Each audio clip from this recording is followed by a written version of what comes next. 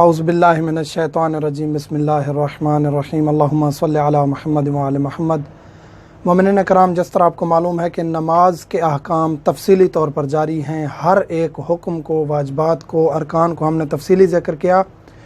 آج ہم ذکر کرنے جا رہے ہیں کہ تشہد اور سلام کیسے ادا کرنا ہے۔ یہ اہم ترین موضوع اس لیے ہے کہ آج کے دور میں اس کو اہم ترین بنا دیا گیا ہے۔ اس میں ایک جب تشہد کا نام آتا ہے تو شہادت ثالثہ کا آٹومیٹک ذکر کیا جاتا ہے۔ تو میں بھی یہاں ذکر کرنا چاہوں گا کہ شہادت ثالثہ کا کنسیپٹ کب شروع ہوا، حقیقت میں ہے یا نہیں ہے۔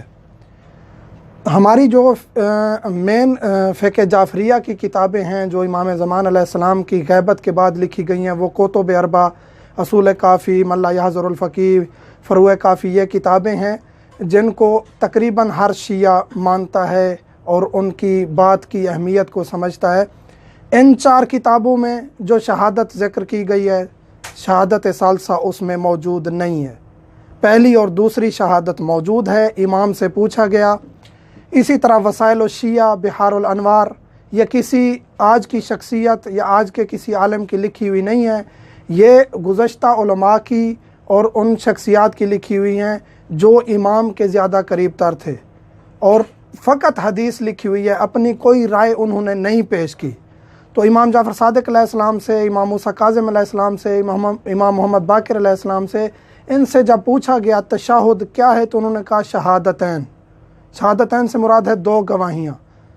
تو یہاں دو گواہیاں، اشہد ان لا الہ الا اللہ وحدہ لا شریک لہ واشہد ان محمدا عبدہ ورسولہ، تیسری گواہی نہیں ہے، شہادت ثالثہ نہیں ہے۔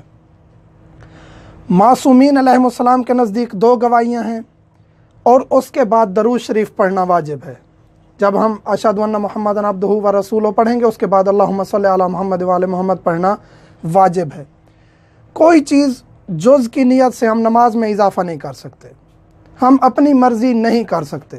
میں نے جو بزرگان سے پوچھا ہے، میری اپنی تحقیق کے مطابق جو گزشتہ 30 سالوں سے 25 سالوں سے نماز پڑھتے آ رہے ہیں، ان کے مطابق 20 25 سال 30 سال پہلے شہادت ثالثہ کا کوئی جھگڑا نہیں تھا۔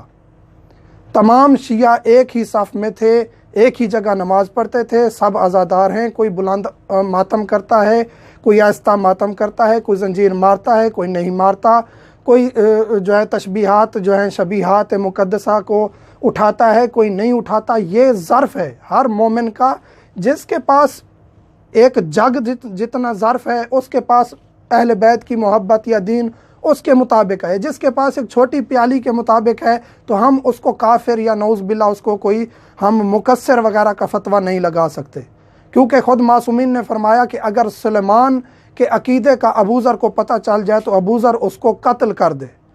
تو یہ نہیں ہے کہ خدا نہ خواستہ دونوں غلط پر تھے، یا ایک درست تھا یا ایک غلط پر تھا، دونوں محب علی علیہ السلام تھے۔ تو یہاں آج کل فتویٰ لگانا بہت آسان ہو گیا ہے۔ میں ذکر کر رہا ہوں امام علیہ السلام کی حدیث کا، موجود ہے ان کتب اربع میں، وسائل الشیعہ میں۔ یہاں امام نے شہادت ثالثہ کا ذکر نہیں کیا، 20-25 سال پہلے اس کا کنسیپٹ نہیں تھا۔ یہ ہے شہادت۔ اس کے بعد یہاں ذکر کرتا چلوں کہ 25 سال 30 سال پہلے اس کا کنسیپٹ بھی نہیں تھا۔ اور دوسری بات یہ ہے کہ ہم لوگوں نے آج کل جو ہے نا اس چیز کو بہت زیادہ بڑھاوے میں لے لیا ہے۔ شہادت ثالثہ کا کنسیپٹ یہ لوگوں کی سازش ہے، یہ دشمنان آل محمد کی سازش ہے، شیعوں کو لڑا دینا، شیعوں کی نمازوں کو توڑ دینا، نمازیوں کو علیحدہ علیحدہ کر لینا۔ 25 سال پہلے اس کا کنسیپٹ نہیں تھا، آج اتنا تیز کیوں ہے؟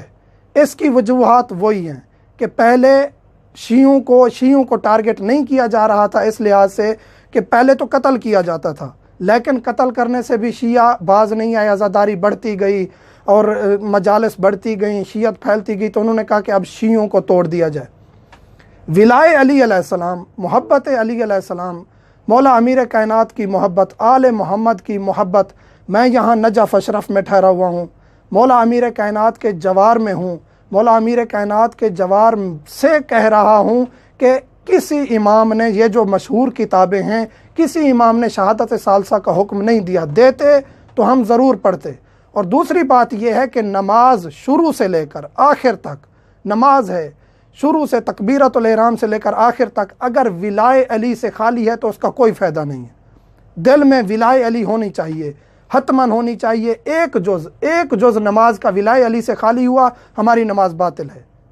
تو ولائے علی کا ہونا ضروری ہے، اور یہ نہیں ہے جس طرح قرآن کریم ہے، ہم قرآن کریم پڑھتے ہیں، قرآن کریم میں ظاہراً مولا علی علیہ السلام کی ولایت ظاہراً اور ان کی شہادت اور معصومین علیہ السلام کے نام کہیں نہیں لکھے گئے، لیکن پورے کا پورا قرآن علی کا قصیدہ ہے۔ 1000 آیات، 500 آیات اہل سنت علماء کے نزدیک مولا امیر علیہ السلام کی شان میں نازل ہوئی ہیں۔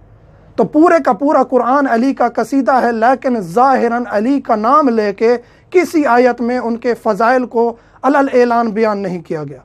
تو نماز بھی، روزہ بھی، حج بھی، زکوٰۃ بھی جو شیعہ ادا کرتا ہے وہ علی کا قصیدہ بنا کے، علی کا محب ہو کے جب ادا کرتا ہے تو وہ قابل قبول ہے۔ لیکن ایک چیز میں، تشہد میں مولا امیر کائنات کو محدود کر دینا اور کفر کے فتوے لگانا یہ درست نہیں ہے، جائز نہیں ہے۔ تمام مسلمان سے مراد شیعہ متحد ہیں، ایک جگہ ہیں، ایک جگہ عزاداری کرتے ہیں، ان میں کوئی اختلاف نہیں ہے۔ خدا را یہ اختلاف ڈالنے کی کوشش نہ کی جائے۔